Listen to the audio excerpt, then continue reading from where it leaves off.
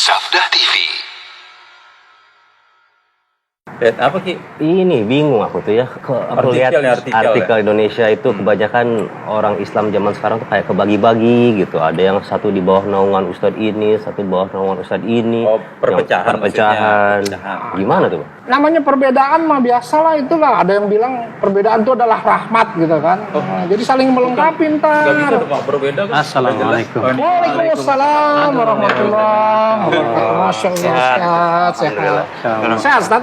Ini lagi ngobrol-ngobrol soal aku ini ngomong tentang perpecahan umat nih. Gimana? Jadi kita mau tanya nih, mumpung ada Ustadz nih. Rasulullah tuh pernah mengkabarkan nggak sih tentang adanya perpecahan yang kayak gini sekarang ini gitu? Iya. Rasulullah SAW sudah mengabarkan jauh-jauh hari sebetulnya. Oh, udah ada ya, Ustadz ya? Dan saya pernah mentakhrij hadis-hadis tentang perselisihan umat itu. Itu ternyata yang meriwayatkan ada sekitar 13 sahabat. 13 sahabat? Iya. Masya Allah. Hadis Anas bin Malik aja ada 7 jalan. Belum ada hadis Abu Hurairah, hadis Muawiyah, Ibnu Abbas, Sa'ad bin Abi Waqqas dan yang lainnya. Dan ada sekitar 15 ulama yang mensahihkan. Rasul mengatakan sataftariqu hadhil ummah ala 73 firqah. Umat Islam akan berpecah menjadi 73 golongan. 73. Bayangkan Rasulullah SAW sudah mengabarkan bahwa memang umat Islam ini akan berpecah belah. Dalam satu riwayat Imam Ahmad dalam musnadnya, Rasulullah pernah berdoa kepada Allah. Di mana kata Rasulullah, 2 diijabah, 1 tidak diijabah. Apa yang tidak dijabah oleh Allah, Rasulullah minta, ya Allah, jangan kau jadikan umatku berpecah belah. Allah tidak ijabah. Artinya bahwa memang umat Islam pasti akan berpecah belah. Iya. Kenapa sih harus ada perpecahan ini? Sekarang ada sebuah pertanyaan. Kenapa Allah menghendaki adanya perpecahan? Jawabannya adalah karena ada hikmah-hikmah yang besar. Karena perbuatan Allah itu pasti tidak lepas dari hikmah. Apa hikmahnya? Dengan adanya perpecahan itu akan terlihat siapa yang bersungguh-sungguh mencari kebenaran, siapa yang memang dia tidak bersungguh-sungguh. Siapa yang menjadi pengikut Rasulullah, pengikut dalil, siapa yang pengikut hawa nafsu. Kelihatan semua ya. Siapa yang menjadi fanatiknya hanya kepada Allah dan Rasulnya, siapa yang fanatiknya kepada golongan. Apa dengan adanya perselisihan itu hikmahnya besar sekali. Memang di sana ada mudaratnya. Tapi maslahatnya besar. Artinya kenapa Allah mengadakan adanya perselisihan? Karena Allah ingin menguji dengan perselisihan itu. Allah ingin menguji siapa di antara kita yang benar-benar menuntut ilmu, siapa yang tidak. Rasulullah Ustaz itu ngasih solusi nggak Ustaz kalau dengan perpecahan? Iya, pasti Rasulullah ini sayang sama umat Ustaz. Pastilah. Rasulullah SAW yang sudah mengabarkan umat Islam berpecah belah, juga Rasulullah sudah memberikan solusi. Dalam hadis riwayat Abu Daud, demikian pula Nasai dan Tirmidzi, dari hadis Al-Irbad bin Sariyah, bahwa Al-Irbad bin Sariyah ia berkata, wa'adhana Rasulullah SAW mau'idhatan darafat minhal uyun wa wajilat minhal qulub. Suatu ketika Rasulullah memberikan nasihat yang membuat air mata kami berlinang dan hati kami merasa ketakutan sekali. Kemudian kami berkata kepada Rasulullah, ya Rasulullah, seakan-akan ini nasihat orang yang ingin berpisah. Fa'ausina, tolonglah berikan kami wasiat. Kata Rasulullah, usikum bitaqwallah. Aku wasiatkan kalian untuk bertakwa kepada Allah. Wassam'i wa ta'ah, dan mendengar dan taat kepada pemimpin. Wa in ta'ammara 'alaikum 'abdun habasyi, walaupun kamu dipimpin oleh hamba sahaya Ethiopia, kata Rasulullah. Kemudian Rasulullah bersabda apa? Fa innahu man ya'ish minkum fasayara ikhtilafan katsiran. Sesungguhnya siapa di antara kalian yang hidup nanti akan melihat perpecahan yang banyak, kata Rasulullah. Kemudian apa kata Rasulullah? Dengarkan ini, beliau memberikan solusi. Iya, ini solusi. Ini dia. Kata Rasulullah, fa'alaikum bisunnati wa sunnatil khulafa'ir rasyidin al-mahdiyyin min ba'di. Addu 'alaiha bin nawajid wa iyyakum wa muhdatsatil umur. Fa inna kulla bid'atin dhalalah. Kata Rasulullah, pada saat kalian melihat perpecahan itu, fa'alaikum, fa di sini li ta'qib, kata para ulama. Artinya, maka di saat itu hendaklah kamu berpegang kepada sunnahku dan sunnah khulafaur rasyidin yang tertunjuki setelah. Gigit dia dengan gigi geraham, kata Rasulullah, dan jauhi oleh kalian perkara yang diada-adakan, karena setiap bid'ah itu sesat, kata Rasulullah.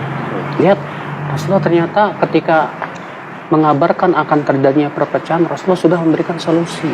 Ya. Solusi Rasul tentu yang terbaik dong. Kenapa? Karena Rasulullah SAW sudah mendapatkan wahyu dari Allah Subhanahu wa Ta'ala. Kata Rasulullah, maka hendaklah kalian pegang sunnahku. Tapi Rasulullah tidak hanya mencukupkan sunnahku loh. Apa kata Rasulullah? Dan sunnah khulafaur rasyidin. Dalam satu riwayat yang lain yang dikutip Imam Al-Hakim, yang aku dan para sahabatku di atasnya. Ya. Kemudian solusi yang kedua apa? Jauhi perkara yang bid'ah. Oh, itu dia. Nah, untuk berpegang kepada sunnah dan menjauh bid'ah di saat perpecahan umat itu berat loh. Ya. Makanya dalam satu riwayat Rasulullah bersabda apa? Al-mutamassik bi sunnati inda khilafi ummati kal qabid alal jamr. Orang yang berpegang kepada sunnahku di saat umatku berpecah belah seperti itu, seperti memegang bara api. Bara api ya. Berat memang. Saking beratnya. Iya. Insyaallah. Jadi walaupun kita memang kita semua orang Islam itu berbeda-beda ya, tapi banyak juga yang bertanya kenapa sih kita memang banyak perbedaan segala macam. Kenapa sih kita nggak bisa bersatu aja gitu semua? Sholatnya juga sama. Kita sholat kiblatnya sama, Tuhan kita sama, Nabi sama. Biar satu aja gitu. Biar kita bersatu aja. Kenapa kita membiarkan perbedaan akidah ini memecah belah? Kelihatan bagus sih pernyataan kayak gitu. Tapi- Tapi sesungguhnya gimana gitu? Pertanyaan bagus sekali. Islam itu memang sangat menganjurkan persatuan. Allah Subhanahu wa Ta'ala ketika menyebutkan tentang masalah perpecahan dalam surat Ali Imran ayat 102, Allah berfirman apa? Wa'tasimu bihablillahi jami'a wa la tafarraqu. Peganglah tali Allah semuanya oleh kalian dan jangan berpecah belah. Jangan berpecah belah. Iya. Iya. Berarti Namun, coba deh kita perhatikan ayat-ayat tentang perpecahan dan persatuan. Semua ayat-ayat yang memerintahkan kita bersatu padu itu tidak lepas tanpa ikatan. Tapi selalu diberikan ikatan. Apa ikatannya coba? Dalam ayat tadi apa? Berpeganglah kepada tali Allah itu apa? Al-Quran dan hadis. Dan jangan berpecah belah. Artinya apa? Orang yang tidak mau berpegang kepada Al-Quran dan hadis pasti pecah belah. itu pasti. Demikian pula Allah Subhanahu wa Ta'ala berfirman, wa atii'ullaha wa rasulahu wa la tanaza'u wa tafshalu wa tadhhaba rihukum. Taati Allah dan Rasulnya, jangan bercerai-berai, niscaya kalian akan gagal. Lihat, Allah mengatakan dulu apa? Taati Allah dan Rasul. Lalu Allah mengatakan apa? Jangan bercerai-berai. Berarti kalau kita tidak mau menaati Allah dan Rasulnya, kita pasti cerai-berai. Nggak mungkin bersatu ya. Nggak mungkin. Iya. Sekarang begini, kita bersatu dalam kebaikan itu penting sekali. Bersatu dalam ketaatan, bersatu di atas tauhid, bersatu di atas sunnah Nabi SAW itu harus. Tapi mungkinkah kita bersatu dengan cara mendiamkan kesyirikan? Mungkinkah kita bersatu dengan cara mendiamkan kemaksiatan? Mungkinkah kita bersatu dengan cara mendiamkan kebid'ahan? Iya. Sementara Rasul tadi sudah mengabarkan supaya kita menjauhi kebid'ahan. Iya. Lihat para ulama terdahulu ya. Di zaman Imam Syafi'i, Imam Ahmad ketika muncul firqah-firqah sesat, mereka membantah dalam kitab-kitab mereka. Sampai ada Imam Ad-Darimi, Abu Sa'id Ad-Darimi itu membuat sebuah bantahan buku berjudul Raddu Uthman bin Sa'id Ad-Darimi ala Bishr al-Marisi Abdal. Bantahan Uthman bin Sa'id Ad-Darimi terhadap Bishr al-Marisi. Demikian pula Imam Ahmad menulis kitab Ar-Radd al-Jahmiyah. Para ulama juga menulis bantahan-bantahan. Artinya ini dalam rangka apa? Karena rusaknya akidah itu, keroposnya akidah itu sebab keruntuhan umat Islam. Lihat Rasulullah SAW ketika mengabarkan tentang orang Khawarij, Rasulullah SAW mengabarkan orang Khawarij itu apa? Mereka membaca Quran, mereka membawakan hadis-hadis Nabi SAW, ibadahnya luar biasa, sholatnya dan yang lainnya. Tapi apa kata Rasulullah? Mereka keluar dari Islam sebagaimana keluarnya melesatnya busur panah. Artinya sahih dari Bukhari dan Muslim. Bahkan Rasulullah dalam satu riwayat Al-Ajuri yang sahih, Rasulullah mengatakan dan orang Khawarij apa? Kilabun nar, anjingnya api neraka. Mereka anjingnya api neraka. Rasulullah mengabarkan tentang Qadariyah. Qadariyah itu orang yang menolak adanya takdir. Apa kata Rasulullah? Al-Qadariyah itu majus hadil ummah. Qadariyah itu majusi umat Islam.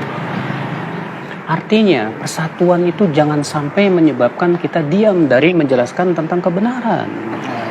Yang hak ya Ustaz. Cuma masalah yang ada sekarang adalah ayo kita bersatu, tapi kamu nggak usah ngomong masalah tauhid syirik karena itu bisa memecah belah. Ayo kita bersatu, kamu nggak usah ngomong deh masalah bid'ah sunnah, nanti kamu pecah belah. Kalau seperti itu jadinya saya yakin, Mbak, tauhid sunnah taat yang akan habis. Dan ditinggalkan saja. Ini jelas akan tercampur baur antara akidah yang sahih dengan akidah yang tidak sahih. Perbedaan di dalam Sementara Allah mengatakan apa? Wala talbisul haqqo bil batil. Jangan campur baurkan antara hak dan yang batil. Jadi rusak semua ya. Akan rusak semua. Ya agama ya kehidupan hari-hari jadi. Makanya di zaman sekarang ketika kita membantah kesesatan, kita yang dihabisi. Dan memang benar kata Rasulullah. Berbeda. Iya, benar kata Rasulullah. Orang yang berpegang kepada sunnahku di saat umatku berpecah belah itu seperti memegang bara api. Berat, panas. Berat kan? Taib. Masya Allah. Dapat ilmu kita akan Alhamdulillah. Alhamdulillah. Ya. Kita habisin dulu teh kita. Jazakallah.